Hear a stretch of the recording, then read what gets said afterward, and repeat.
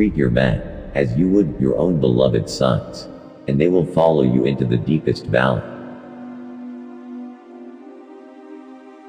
What is essential in war is victory, not prolonged operations, and therefore the general who understands war is the minister of the people's fate, an arbiter of the nation's destiny.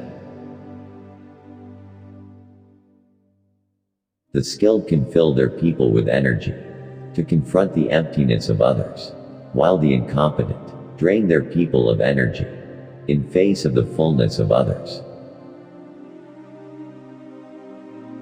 In battle, there are two methods of attack, the direct and the indirect, yet these two in combination give rise to an endless series of maneuvers. To secure ourselves against defeat lies in our own hands, but the opportunity of defeating the enemy is provided by the enemy himself. To win 100 victories in 100 battles is not the acme of skill. To subdue the enemy without fighting is the acme of skill. He who knows when he can fight and when he cannot will be victorious. If your enemy has the power to see into the future, make sure you are the author of that future. To fight and conquer in all your battles is not supreme excellence. Supreme excellence consists in breaking the enemy's resistance without fighting. It is only one who is thoroughly acquainted with the evils of war that can thoroughly understand the profitable way of carrying it on. One mark of a great soldier is that he fights on his own terms, or fights not at all. Rapidity is the essence of war. Take advantage of the enemy's unreadiness. Make your way by unexpected routes, and attack unguarded spots. If words of command are not clear and distinct, if orders are not thoroughly understood, then the general is to blame. Know the enemy, know yourself, and victory is never in doubt, not in 100 battles.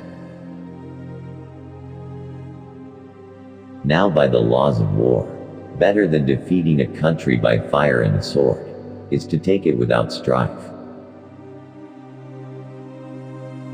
Be extremely subtle, even to the point of formlessness. Be extremely mysterious, even to the point of soundlessness. Thereby you can be the director of the opponent's fate.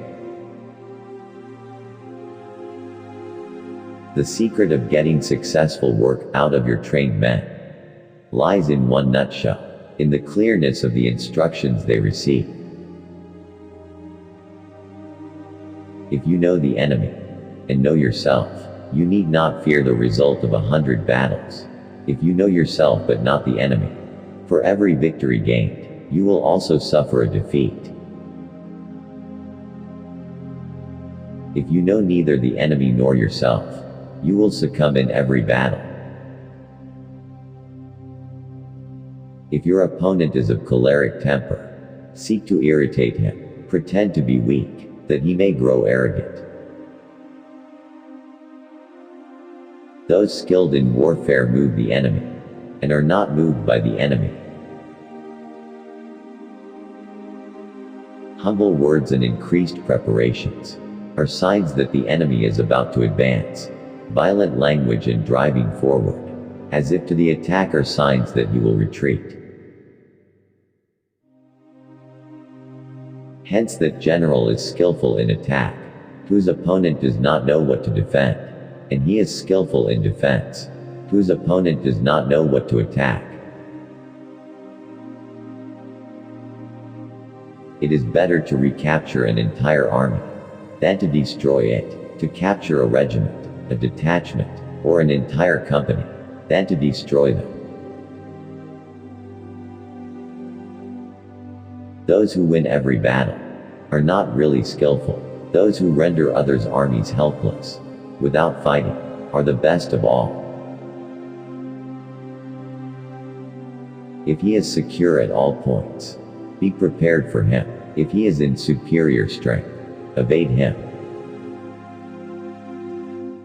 The true object of war is peace. Every animal with blood in its veins and horns on its head will fight when it is attacked. Though the enemy be stronger in numbers, we may prevent him from fighting, scheme so as to discover his plans and the likelihood of their success. War is like a fire. If you do not put it out, it will burn itself out. Move, not unless you see an advantage. Use not your troops, unless there is something to be gained. Fight, not unless the position is critical. He who wishes to fight must first count the cost. The general who wins a battle makes many calculations in his temple before the battle is fought. The general who loses a battle makes but few calculations beforehand. An angry man can later become happy. A resentful man can become pleased. But a kingdom once destroyed can never be restored, nor the dead brought back to life. Knowing the enemy enables you to take the offensive. Knowing yourself enables you to stand on the defensive. Attack is the secret of defense. Defense is the planning of an attack. Do not pursue an enemy who simulates flight. Do not attack soldiers whose temper is keen. Their action and inaction are matters of strategy, and they cannot be pleased or angered. The victorious army is victorious first, and seeks battle later. The defeated army seeks battle first, and seeks victory later. He who does not know the evils of war cannot appreciate its benefits. Without constant practice, the officers will be nervous and undecided when mustering for battle. Without constant practice, the general will be wavering and irresolute when the crisis is at hand. It is best to win without fighting. When able to attack, we must seem unable. When using our forces, we must seem inactive. When we are near, we must make the enemy believe we are far away. When far away, we must make him believe we are near. Anger may in time change to gladness. Vexation may be succeeded by content. But a kingdom that has once been destroyed can never come again into being, nor can the dead ever be brought back to life. Hence the enlightened ruler is heedful, and the good general full of caution. This is the way to keep a country at peace and an army intact. Thus it may be known that the leader of armies is the arbiter of the people's fate, the man on whom it depends whether the nation shall be in peace or in peril. Therefore soldiers must be treated in the first instance with humanity, but kept under control by means of iron discipline. This is a certain road to victory. Generally, management of many is the same as management of few. It is a matter of organization. A man whose heart is set on returning home will fight to the death against any attempt to bar his way, and is therefore too dangerous an opponent to be tackled. If I am able to determine the enemy's dispositions, while at the same time I conceal my own, then I can concentrate, and he must divide. War is a matter of vital importance to the state, the province of life or death, the road to survival or ruin. It is mandatory that it be thoroughly studied.